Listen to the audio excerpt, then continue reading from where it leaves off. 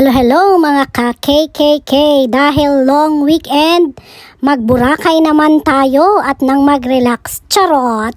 Hindi, actually, ang sinasabi nilang Boracay ng Sorsogon ang Matnog. Subic Matnog. So yan, nagpunta na kami sa port. Bali, nagbiyahe kami all the way from Sorsogon proper going to Matnog like around more than 1 hour. And then yan, nandito na po kami sa port. Ito po yung Matnog Port. Siyempre, bago naman tayo sumakay sa bangka, mag-picture-picture muna, mag-video-video. Kung saan the same port na sinatawag nilang Matnog Ferry Terminal. Kung saan sumasakay yung mga bus or mga truck papuntang Visayas. So, the same port kung saan din sumasakay yung mga papuntang mga turista papunta sa island. Kasi merong Subic Matnog liit at saka Subic Matnog laki.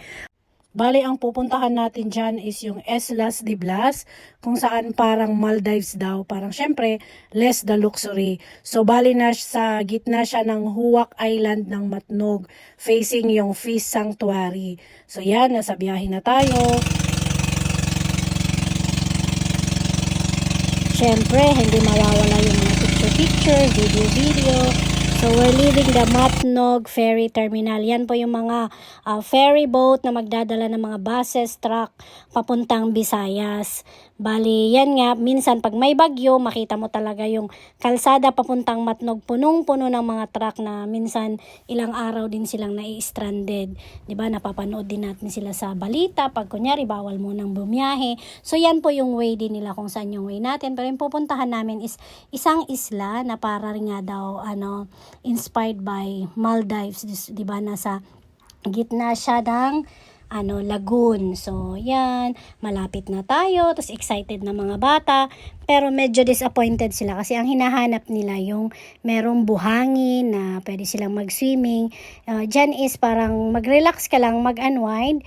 Pero bukas, pwede naman namin puntahan yung beach. Magbabangka nga lang kami. So for now, dahil pahapon na, ayan, pa-sunset na siya. Dahil inabot din kami ng 30 minutes sa pagbiyahe. So hanap na kami kung saan kami mag-i-stay. Yung cottage na tutulugan namin. So yan, maraming mga seaweeds. Kasi nasa gitna nga siya ng laot. Nakakatuwa siya kasi nung pumunta kami dyan, hindi gaano congested. Wala pang masyadong mga guest. Kami pa lang. So parang pag-aari na namin yung buong resort. Tapos yan yung mga bata, excited na rin. Hinahanap nila yung beach. Yung pink sand daw na sinasabi. Yung pinuntahan namin is yan muna. Bukas na lang ng umaga saka daw namin puntahan yung beach. Nakakatuwa rin yung lugar, nakaka-relax. Ayan, ang clear ng tubig. Makikita mo yung mga isda sa ilalim. Tapos yan yung mga bata. Yan, tuwang-tuwa sila sa mga nakikita nilang fish. Tapos may mga sea urchins. Para rin silang nasa aquarium. Nasa ibaba yung aquarium. So, yan, explore muna. Tapos ito yung isla na makikita mo talagang napakagandang sunset.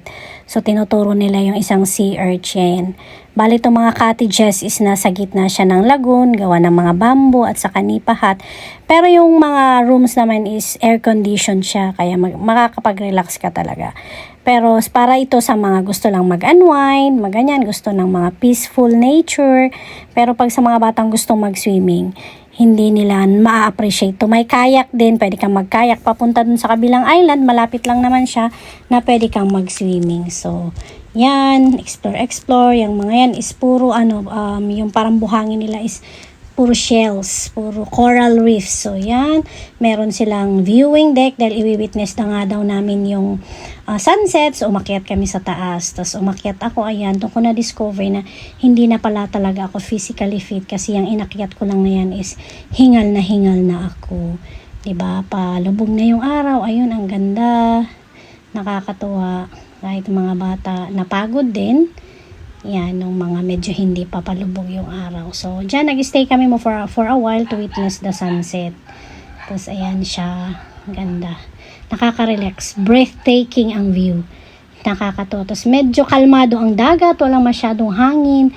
Kaya tahimik lang. Walang alon. Yan po yung mga island. Yan. Sa mga ibang resort, merong iba naman dun sa ibang resort. Merong mga pwedeng pasyalan doon. Tapos, may mga bangka.